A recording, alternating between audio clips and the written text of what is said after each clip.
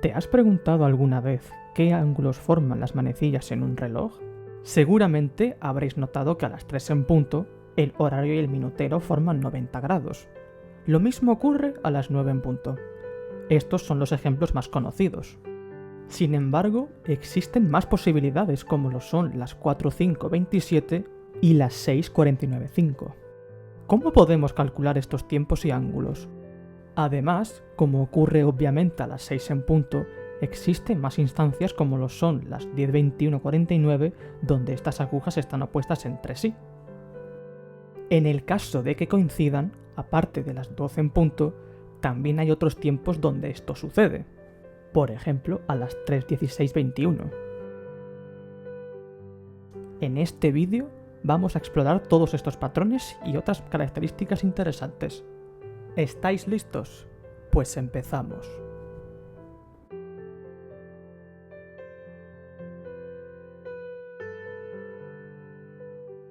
Este proyecto es mi participación en el concurso de divulgación Premios Emmy Noether, organizado por el canal de YouTube de Mates Mike. Canales como este inspiran a personas como yo a compartir sus conocimientos en diversas plataformas. Así es como aprendí a programar en Manim, una herramienta de animación de Python. Os animo entonces a que echéis un vistazo a su canal si es que aún no lo conocéis. En cuanto a mí, aunque no es mi primer vídeo de Manim en el canal, nunca he probado a publicar contenido relacionado con las matemáticas. Por eso, hoy me alegra presentaros un tema bastante fácil, aunque no tan común, y con un toque de novedad. Demos cuerda a nuestros relojes y comencemos.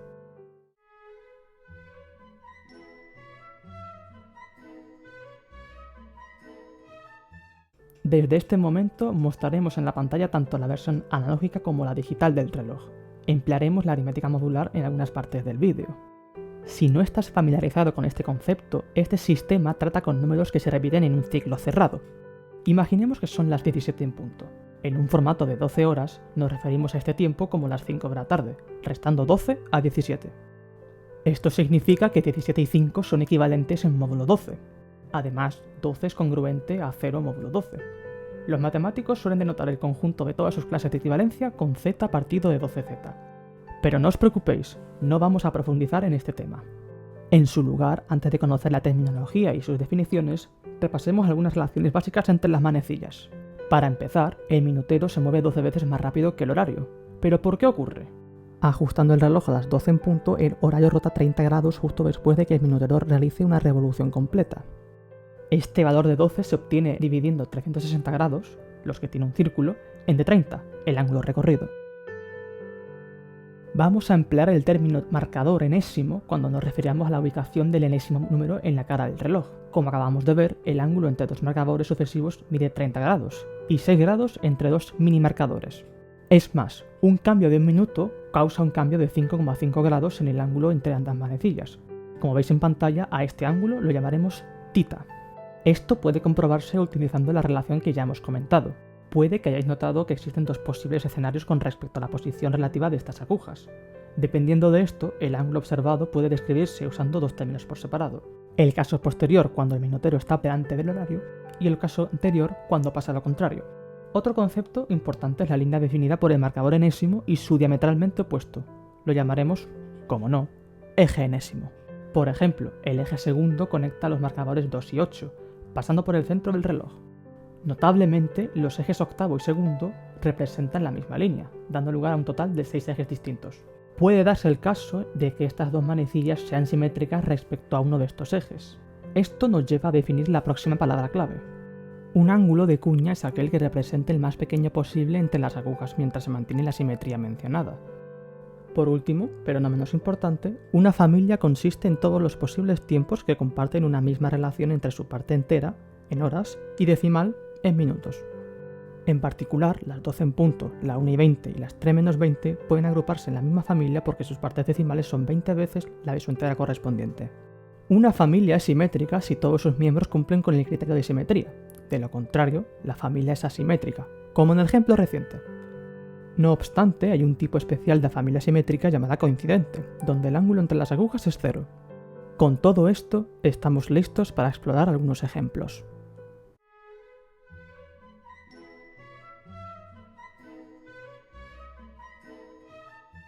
Vamos a estimar la primera instancia en la que las manecillas coinciden después de un tiempo dado.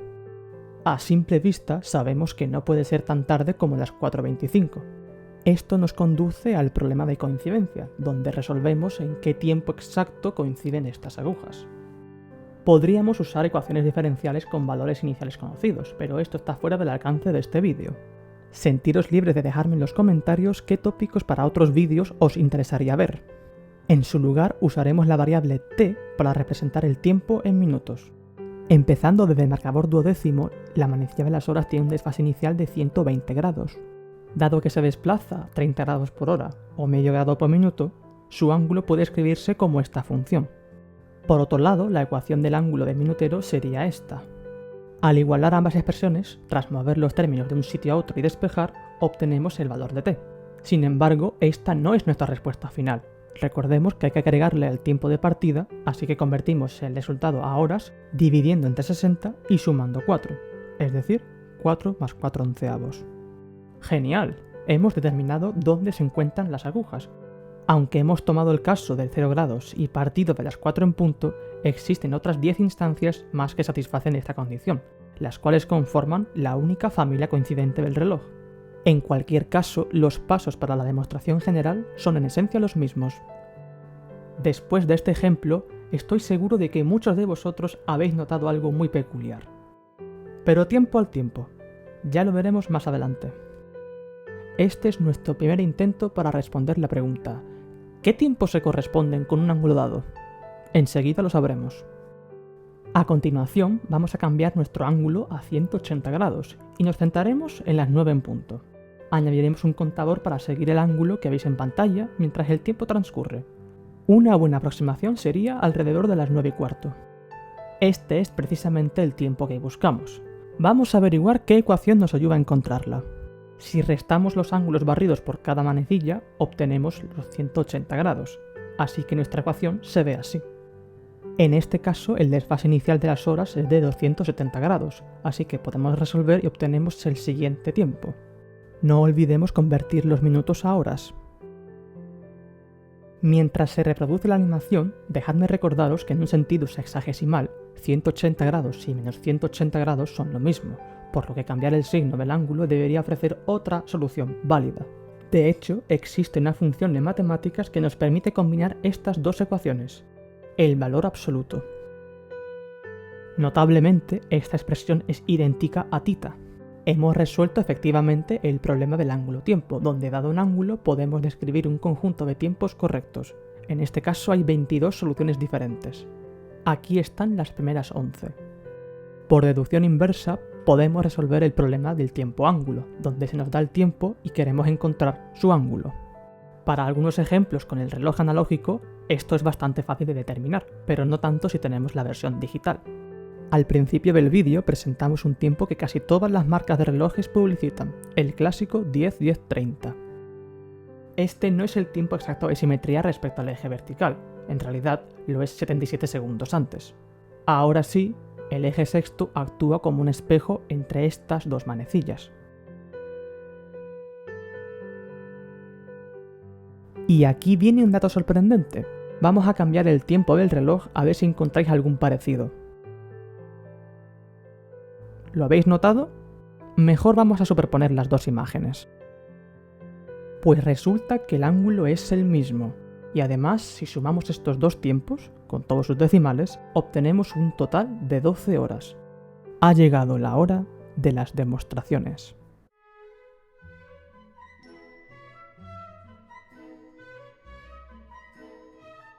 El tiempo en horas después de las n en punto, de forma que las manecillas forman un ángulo θ, está dado por la expresión siguiente.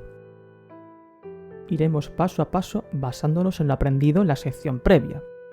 Partiendo de las n en punto, el horario y el minutero se mueven a una velocidad de 0,5 y 6 grados por minuto, respectivamente. El desfase inicial de la aguja de las horas es de 30 n grados. Sustituimos en la ecuación general y despejamos el valor de t.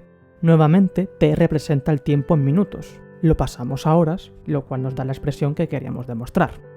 De aquí se siguen dos corolarios inmediatos. La expresión de la izquierda indica la hora en la que las agujas coinciden y la expresión de la derecha indica cuando están opuestas entre sí. El tiempo en horas después de las n en punto de forma que las manecillas forman un ángulo de cuña posterior está dado por la expresión siguiente.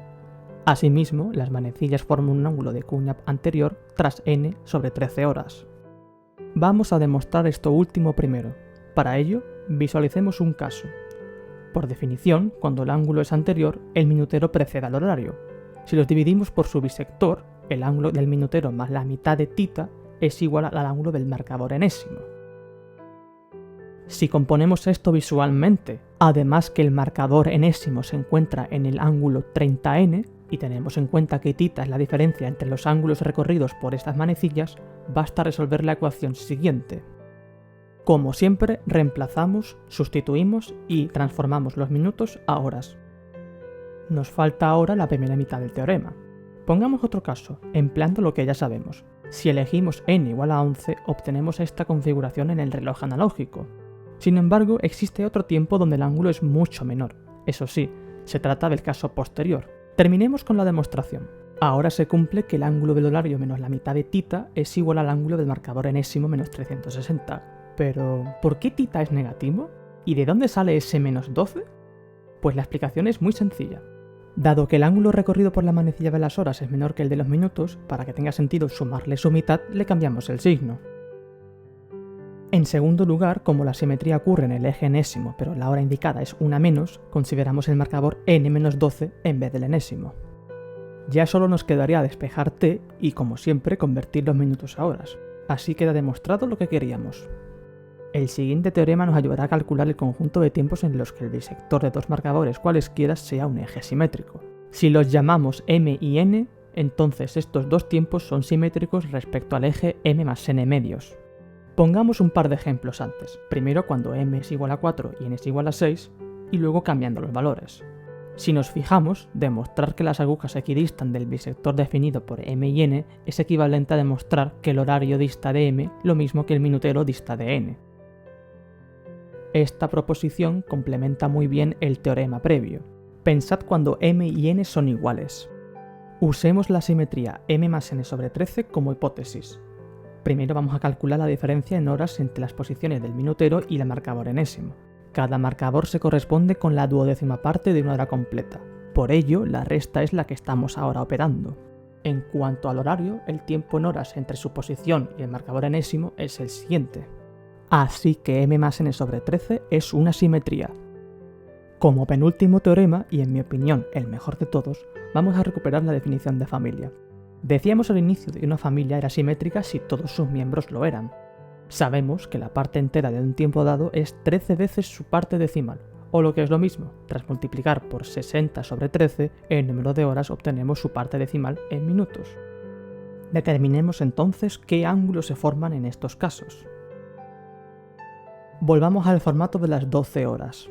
Tened en cuenta que estamos en el caso de un ángulo anterior, por lo que su signo es negativo. La relación entre el tiempo después de las n en punto y el ángulo mencionado se puede describir como a continuación. De lo que recientemente hemos comentado, elegimos el signo negativo. Por lo que cualquier hora simétrica con parte decimal n sobre 13, su ángulo es 60 veces esta cantidad. Esto queda resumido en nuestro cuarto teorema. Una aplicación interesante de este enunciado es que el ángulo formado a las m más n sobre 13 horas es el siguiente. Por último, y cerrando con broche esta sección, revisemos el ejemplo de los dos tiempos que sumaban 12 horas. Cuando el reloj marca las 2 más 6 sobre 13 horas, el tiempo que le falta para llegar a las 12 es 9 más 7 sobre 13 horas. Y si le damos media vuelta al reloj, notamos que las configuraciones son reflejos exactos. A estos tiempos los llamaremos complementarios o duales. Nuestro quinto y último teorema dice así: dos tiempos duales tienen ángulos posterior y anterior iguales. Vamos a considerar la expresión m más n sobre 13 nuevamente. Su complementario entonces es el siguiente. Utilizaremos la fórmula anterior y sustituiremos sus respectivos valores, m por 11 menos m y n por 13 menos n. Os dejo con la animación.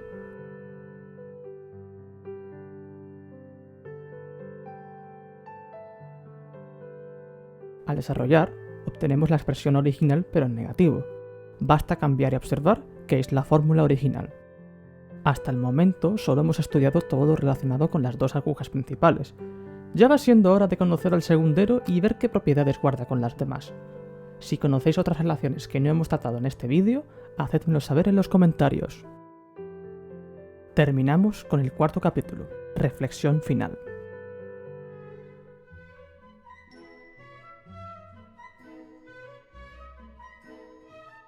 Del mismo modo que hemos denominado θ al ángulo entre el horario y el minutero, podemos definir los formados por cada par de agujas, delta y lambda. Por construcción, delta más θ es igual a lambda. Podríamos estudiar las ecuaciones que determinan cuándo uno de estos ángulos tiene cierto valor, o trasladar lo aprendido anteriormente para cada pareja de manecillas. En cambio, os propongo algo mucho más visual. Aquí lanzo una pregunta. ¿Cuándo coinciden todas las manecillas? Es claro que a las 12 en punto sucede. Otra pregunta que os planteo. ¿Es posible conseguir que las tres manecillas estén separadas por 120 grados entre sí? Para responder a estas dos cuestiones, vamos a recurrir a dos áreas muy importantes en matemáticas, la trigonometría y el álgebra lineal. Para que nadie se pierda, vamos a hacer un breve repaso de estos campos, empezando por el segundo. Un vector es un segmento orientado en el espacio con una longitud, una dirección y un sentido determinados. Aunque también se estudien matrices y otros conceptos, no necesitaremos nada de eso. La trigonometría, como su nombre sugiere, es el estudio de la medición de triángulos, empleando las razones de seno, coseno, etc. Pensemos en las tres manecillas del reloj como tres vectores de igual longitud y unitarios, o sea, de longitud 1. Vamos a considerar la suma de estos, que también es un vector. Por un lado, si las agujas distan 120 grados, el resultado es precisamente el vector nulo. En el caso de coincidir, la suma sería un vector 3 veces proporcional al de partida. ¿Y cómo se suman vectores? Pues conociendo sus coordenadas, solo es cuestión de agruparlas entre sí. Si sumamos x1 y 1 con x2 y 2, el resultado es este. Si tenemos en cuenta la orientación del plano polar que hemos visto en pantalla, los vectores son como siguen. Ahora sumamos componente por componente, es decir, senos con senos y cosenos con cosenos. Este es el vector suma. Ya solo nos queda calcular su magnitud, que es la raíz cuadrada de la suma de los cuadrados de dichos componentes. Expandiendo el interior de la raíz cuadrada y usando la identidad delta más θ igual a lambda, obtenemos una función del tiempo, vamos a llamarla f de t. Si analizamos dicha función, veremos que oscila entre 0 y 3. Sabemos que alcanza el valor máximo cuando el reloj marca las 12 en punto, o cualquier múltiplo de 12 horas, ya que volvemos a la configuración inicial. ¿Pero realmente llega a 0?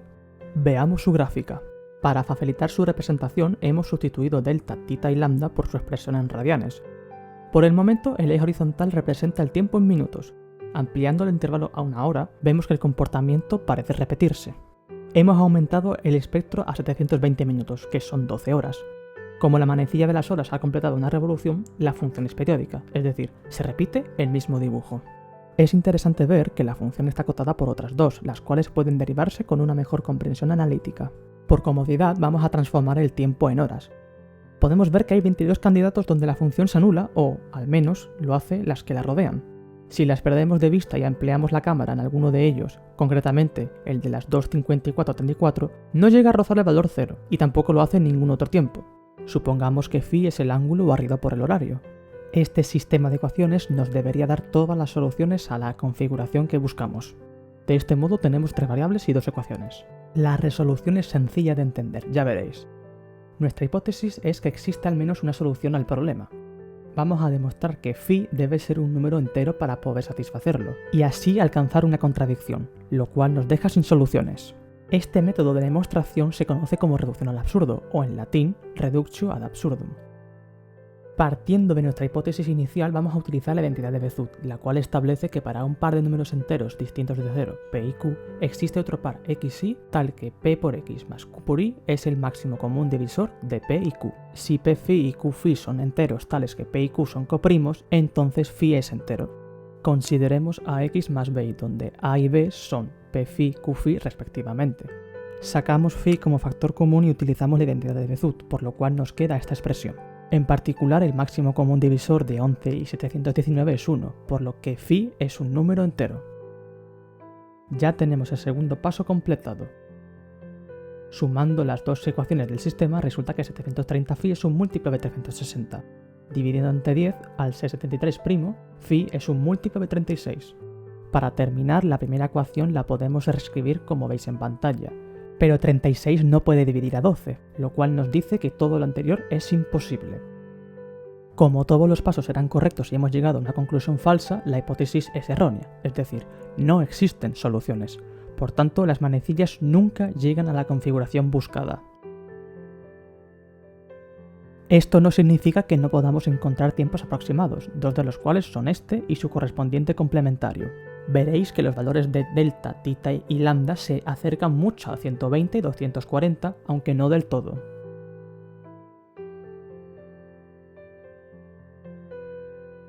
Vamos a ver otra gráfica que resume muy bien lo anterior y el tercer capítulo. En ella representamos el desplazamiento del horario y el minutero como dos funciones lineales, con pendientes 1 y un doceavo respectivamente. A esta última añadiremos 11 copias más para completar las 12 horas. Aquí, las gráficas moradas y azul se cortan en 12 puntos distintos. Si expresamos las coordenadas verticales de cada uno, vemos que son los tiempos de la familia coincidente. Y no se trata de ninguna coincidencia. Fijaos dónde se cortan la línea morada y el eje horizontal cuando muevo la gráfica de lugar. Cuando cambiamos la posición de la gráfica morada, el ángulo formado por las dos manecillas mencionadas será aquel desde donde empiece dicha recta. Esta visualización hace más fácil entender qué tiempos forman un cierto ángulo a partir de las fórmulas derivadas en la sección de los teoremas. Si la intersección de la recta morada y el eje horizontal es menor a 180 grados, el ángulo será de tipo posterior. Si supera los 180 grados, el ángulo será anterior. Si elegimos 240 grados o menos 120 por ser el ángulo anterior, vemos que el tiempo es un poco menos de lo que habíamos aproximado, unos 2 segundos atrasados.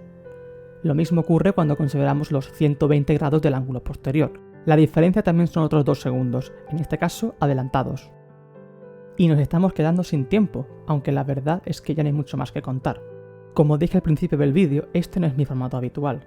El planteamiento, el diseño del guión y la programación en Manem han sido el hilo conductor de este aprendizaje. Hemos planteado definiciones y problemas, hemos estructurado y demostrado enunciados sencillos pero interesantes, y hemos puesto en práctica ejercicios de geometría, análisis y teoría de números. Todas estas disciplinas que, a primera vista, no parecen tener relación con la mecánica del reloj, están conectadas si sabemos cómo estudiarlas. Como una vez dijo Einstein, no podemos resolver los problemas con el mismo pensamiento que los crearon. Si habéis llegado hasta el final, espero que os haya gustado tanto como a mí haberos compartido este vídeo. Y quién sabe, puede que haya más contenido por llegar. Nos veremos muy pronto. ¡Hasta la próxima!